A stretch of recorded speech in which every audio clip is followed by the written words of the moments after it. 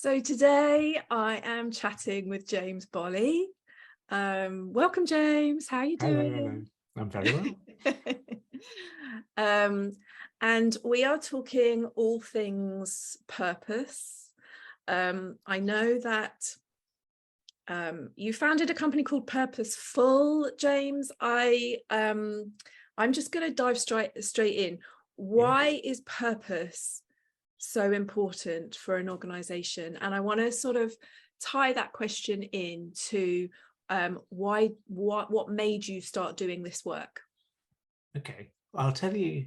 I guess I'll tell you how I came to it, and then I think it illustrates why it's important. But then there's a kind of a sub point. I'll go on to that. So I worked for 20 years, 10 years in market research. I did an MBA, and then I worked for 10 years in customer experience. And my entire life, my entire working career has been about trying to understand why people behave the way they do, ideally using numbers, if possible.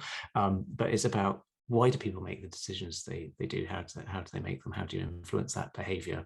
From in my first job, why do they buy the sort of tea they buy? Why do they choose this product over that product? Why do they like this advertising over that advertising? The second half of my corporate career, what makes a great customer experience? And it turns out, after working in customer experience for 10 years with some of the biggest brands in the world, what drives great customer experience, in my opinion, is knowing what you stand for as a brand and then proving it every day to your customers.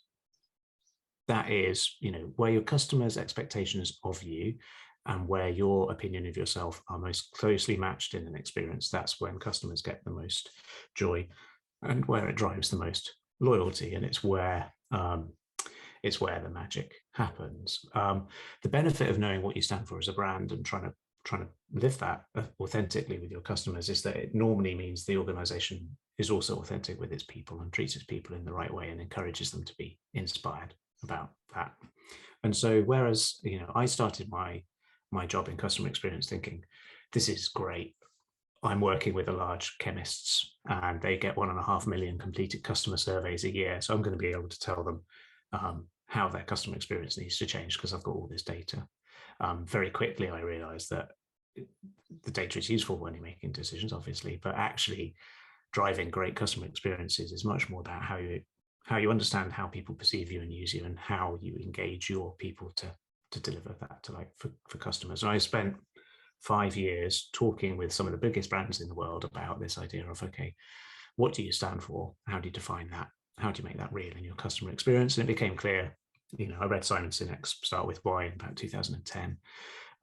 Dan Pink's Drive, this sense of what makes somebody happy at work, what makes a business successful. It all came down, I thought, to this idea of being clear what you stand for. And if that what you stood for could be about more than just making money, then that's much more inspiring. And that's kind of the layman's definition of what purpose is. What do you stand for beyond just being in business?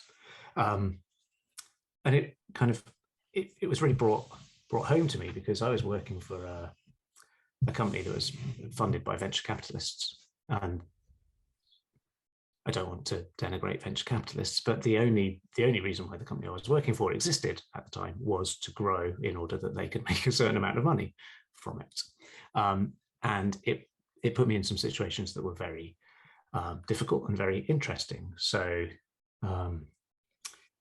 pitching to a large retailer, being asked a question, does your software do this? And I gave the usual long-winded answer like this one. So, well, it's interesting. Why do you want it to do that? We had a good chat. And anyway, the company, somebody very senior in the company put his hand on my shoulder as we left the room and said, James, the answer is just yes. If a potential customer asks if our software does something, the answer is yes. We'll figure it out later.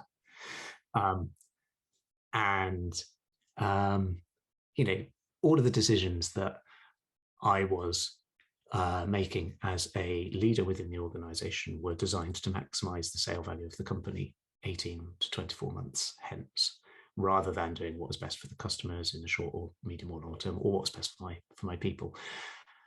My team was often stressed, often signed off with stress, unwell, unhappy, delivering bad outcomes for unhappy customers. But but it didn't matter as long as the next sale was coming in. It looked like we were growing. It was kind of all okay, but obviously it wasn't all okay. Taking a step back, I changed roles. I was still the leader of kind of the UK team, but I was able to take a step back a little bit from the client work and think about what was making people happy or otherwise at work. And there were lots of things, but ultimately what it all came down to was I realized I was not practicing what I preached, or as my colleagues said, I was not eating my own dog food. We were a great company in lots of ways, but we provided our team with no sense of meaning beyond just come to work and get paid. That's the contract. And if we're a massively successful company, maybe you'll grow, maybe you'll get more money. And that might be enough for some people, but for the majority of people, it's not enough. And I started Purposeful because I believe this country will be a better place if people didn't have this type of bullshit work where the contract was come to work and give us as much of your bandwidth, as much of your emotional energy as you can, and you'll get some money. And if we're successful, you might get some more money, but a fraction of what money the company makes. I think people will be happier, society will be better if people were doing jobs that they knew made a difference in the world and they could get a sense of meaning from them. And it turned out that that was what all the best customer experience companies were doing. Anyway, they were enabling their people to be engaged in their work and see they were making a difference in the lives of others and get meaning from it. That's what kept them engaged. And when there was that congruence through what they did, that was where all the magic happened. So I decided, well, I want to work with businesses where I can help that epiphany happen. And I want to work with small businesses because that's where people often struggle the most. Half the people in the UK are employed in small businesses. I think I can really make a difference to their lives if I take these big brand lessons and my perspective out to them. So Purposeful was born. Purposeful has evolved, and I now call myself the culture builder because I think it turns out most business owners aren't really that interested in purpose.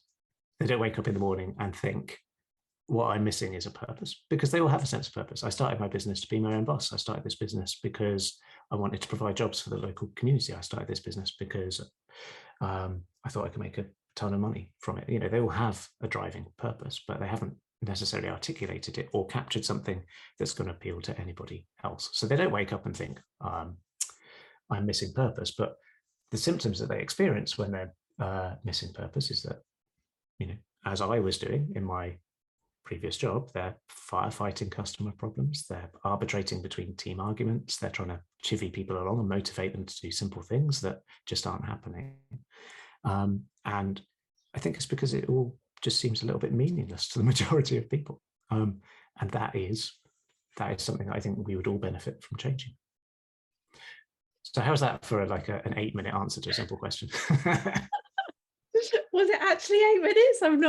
I've got no idea, probably.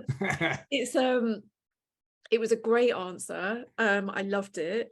And it it answered actually a lot of the reasons why I wanted to have this conversation with you. But also it kind of segues into a question that I was going to kind of leave towards the end, which is connected to making money.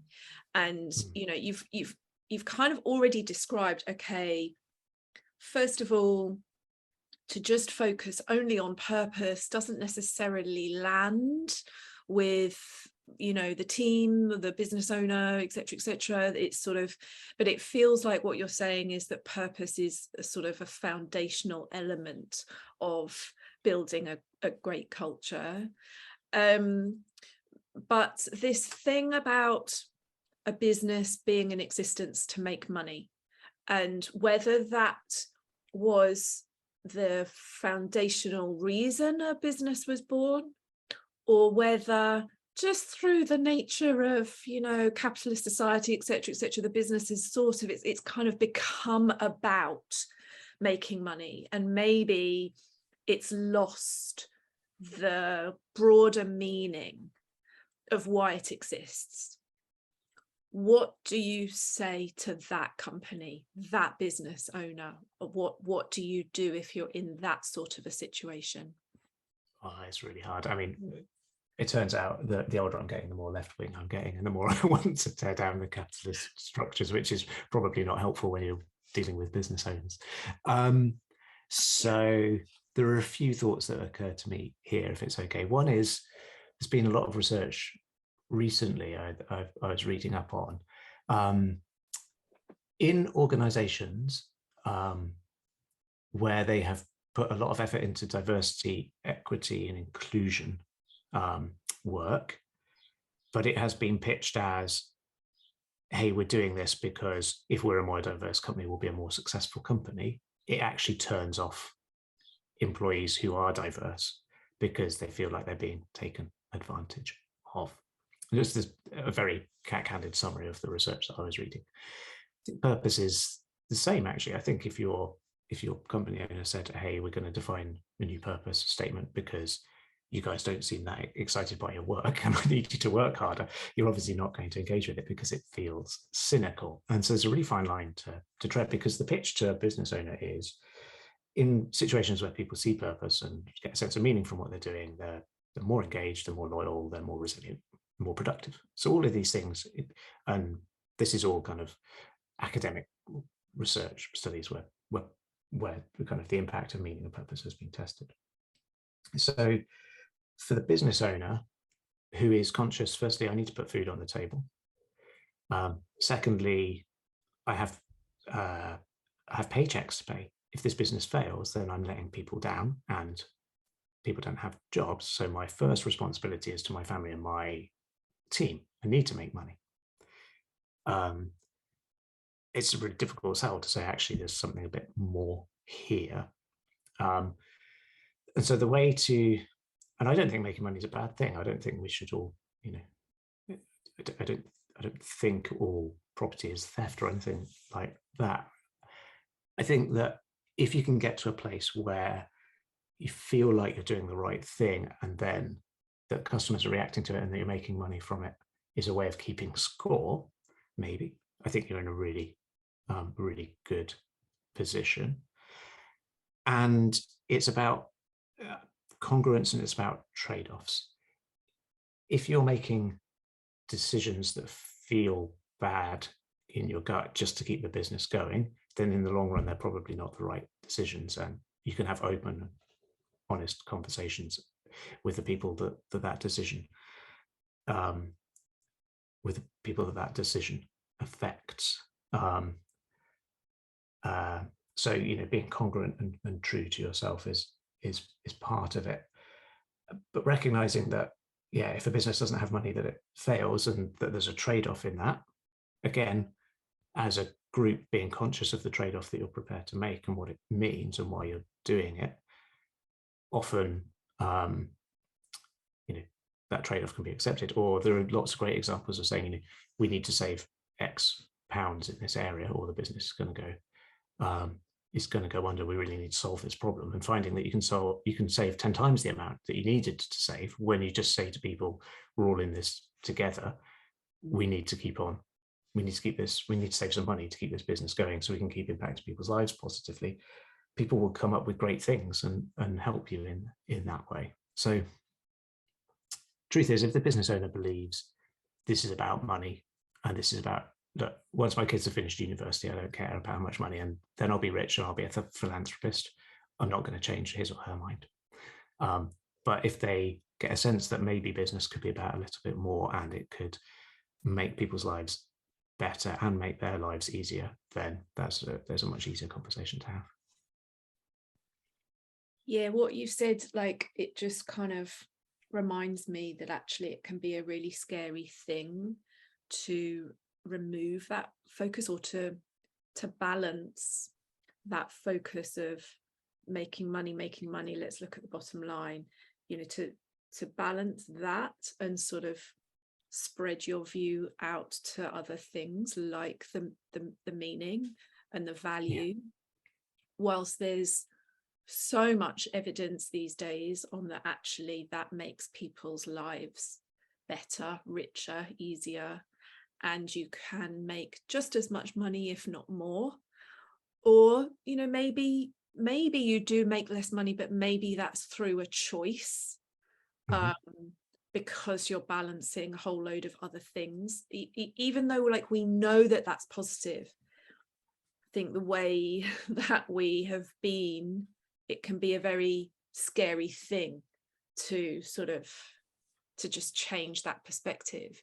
But it sounds like really what scary. you're saying is like just meaning is key, and unlocks the pathway to just far more kind of balance, well-being, potentially money, authenticity, connection, and that's etc. I mean, there's research, or at least there's a line of argument that says that business schools, which kind of started really flourishing in the 50s and 60s, needed something that they could measure to tie success to. And it's easy to measure profit, it's easy to measure turnover.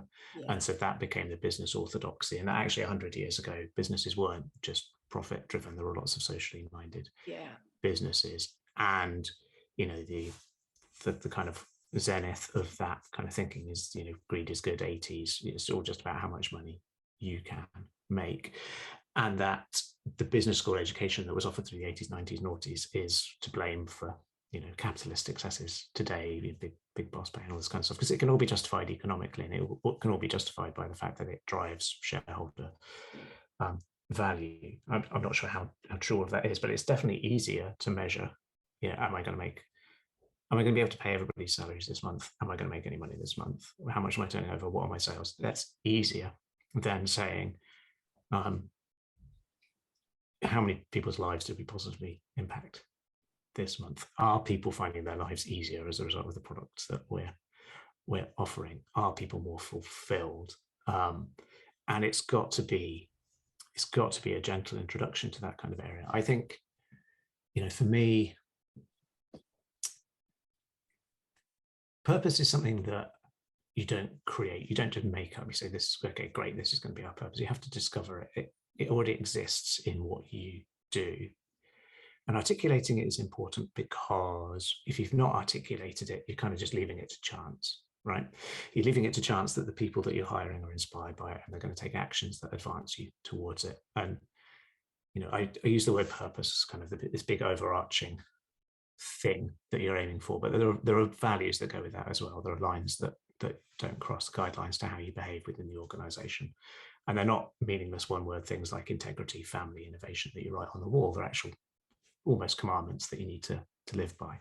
All of this stuff has to be discovered rather than created, because it exists in the positive behaviors that are already there in the organization. But you use the word foundation, and that's what it is. They are the foundation for everything else. Just discovering and articulating these things is not the end of the journey, it's the beginning. And the first thing that I always look at in an organization, once we've articulated this stuff, is, okay, can we articulate our strategy, and does it align with what we've said our values and our purpose are? So, for example, working with a software developer that was making most of its money through micropayments, but said it was about, you know, the thing that really inspired people was inspiring curious people to experience more joy in the world. Well, how do micropayments align with that? So the strategy is fundamentally needs to be challenged. And then on top of that, I mean, another famous example of that would be a pharmacy chain in the US that sells cigarettes. So what's that about? And that decision is a live one in some pharmacy chains at the moment. But then secondly, okay, so how do we measure the progress we're making, and how do we incentivize people? Because that is then what tells people they're doing a good job. And if you are saying, well, we're all about enriching people's lives in whatever way, at the end of the month, here's your sales report. It's not good enough. It doesn't, you know, it doesn't inspire people. It doesn't keep people on the right track, and it doesn't tell you whether you're making the difference that you want to make. And I'll be honest, it's harder. It's much harder to measure that kind of people's sense of meaningful activity, than it is to measure the number of prospects in the pipeline, number of sales. But there are ways to do it.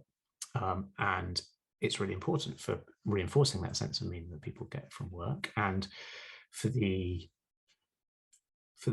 business owner who is trying to balance multiple things, I mean, the word balance scorecard's been around for so long, but it is important to know, yeah, I'm making money, the business is going to succeed, going to carry on for another however many months, years, whatever.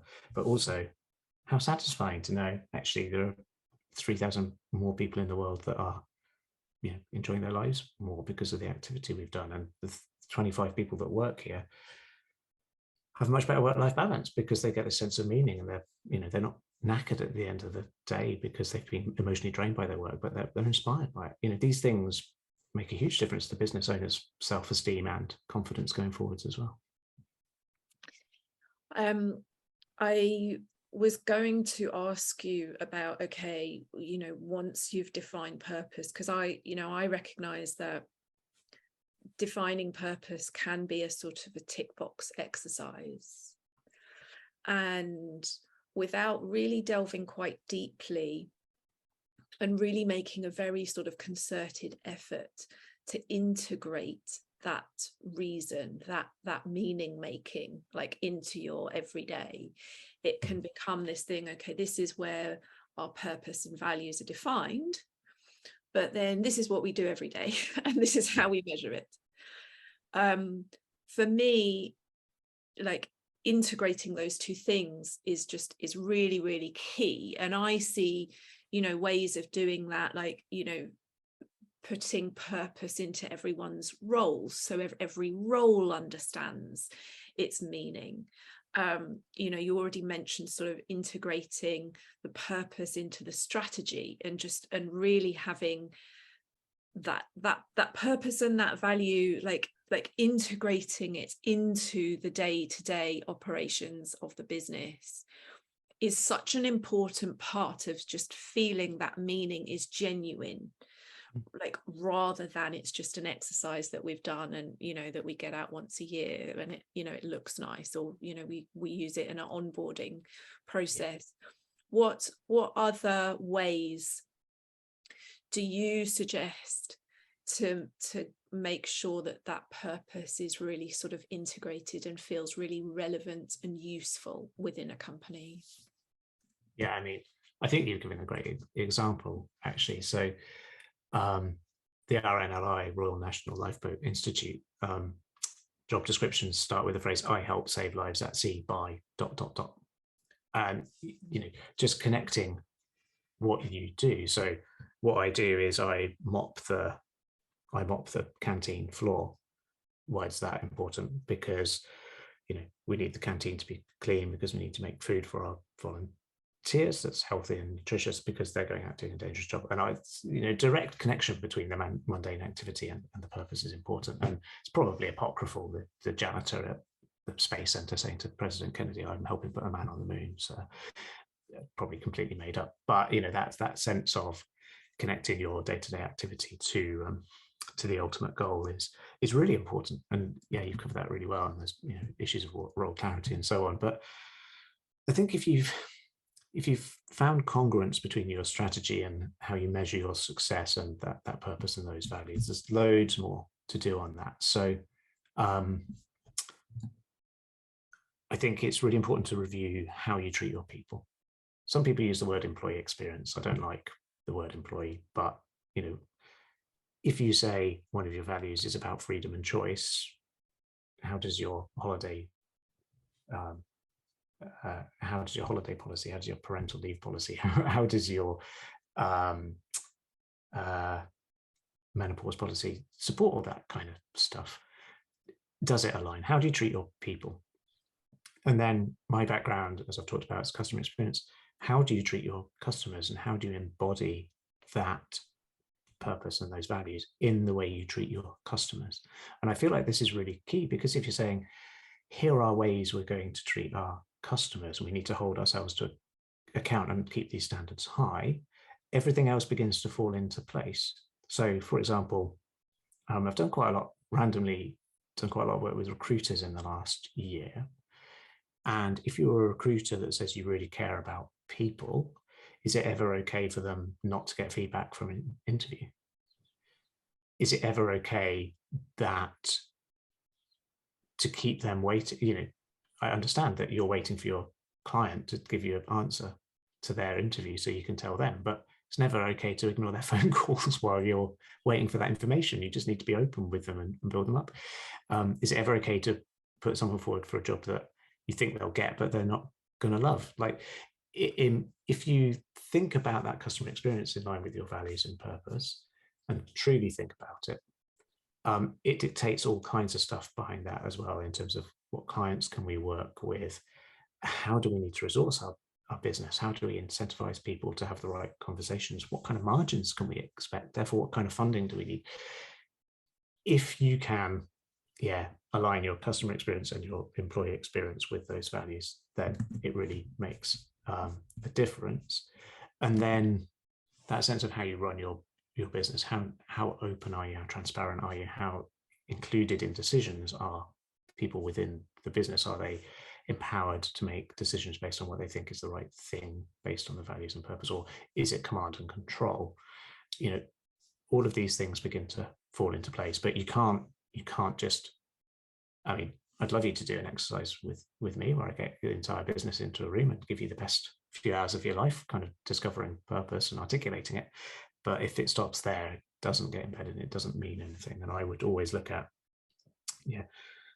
so your strategy, what you measure, and how you incentivize people, how you treat your people, how you treat your customers, and then how you run your business are kind of the key areas on top of that, in a nutshell. Yeah, I think that also really comes down to what you said towards the start of this conversation about purpose is discovered, like it's not defined. And so the process for that, it's not a tick box exercise of what do we want our purpose to be.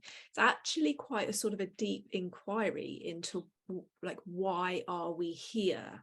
And if you discover your purpose, or your purpose as an individual, as well as the purpose of your company or your business, if you discover it in that way, that's likely to feel more authentic and be more easily integrated. Then I think it's when you sort of try and define purpose as, what is going to look nice on the wall, or what's going to be eye-catchy on our website, then that can be a bit of a stumbling block. And so it feels like it is quite a deep inquiry really into what it is.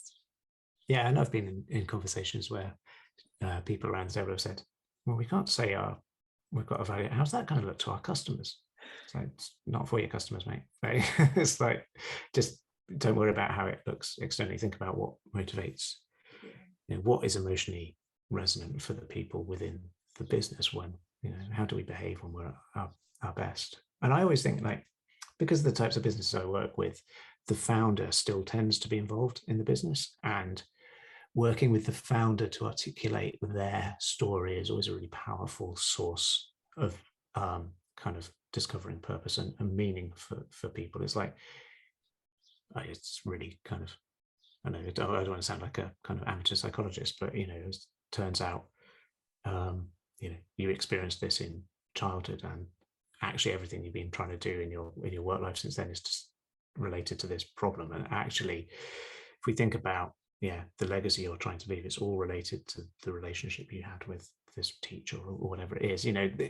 Actually, that can be really inspiring. I was working with a leader in a business who was like, when I was in my late 20s and I was given a chance to run a department, and actually everything I do is to try and provide the same opportunities to other people who were like me at that age. I was like, okay, great, let's figure out how to help people understand that and live that value as well.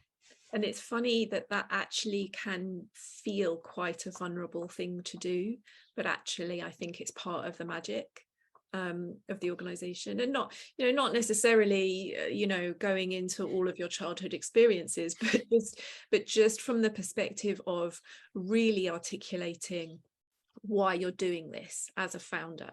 I think that can feel a little bit exposing, but actually if you can sort of ground yourself in that and find a way to communicate it in a way that does feel kind of safe to you and authentic to you, then that is the magic, right? That is the thing that is really inspiring for your people, for your customers, for the greater world. Yeah. And it's, you know, I don't set out to talk about that type of thing, but once you've built the trust with a person, you know, it's amazing the types of things that come Yeah. out, you know, the unreliable parents and the bullying teachers and the you know, the tragic relationships that come into people's motivations. And actually then you look at how things have evolved in an organization. You say, actually, that makes perfect sense, right? That this would be like that. Let's find a way to, yeah, as you say, encapsulate the magic, help other people be a part of it. Yeah. James Bolle, this has been everything that I wanted it to be. Has it? Because I realize I give long answers. So no, it's been really great. Thank you so much for your time today. And for anyone that is watching this on YouTube, I will put links to how you can find James and his work as the culture builder in the show notes below. So take a look at that. And thank you, James. Have a great day. Thank you, Sally. You too.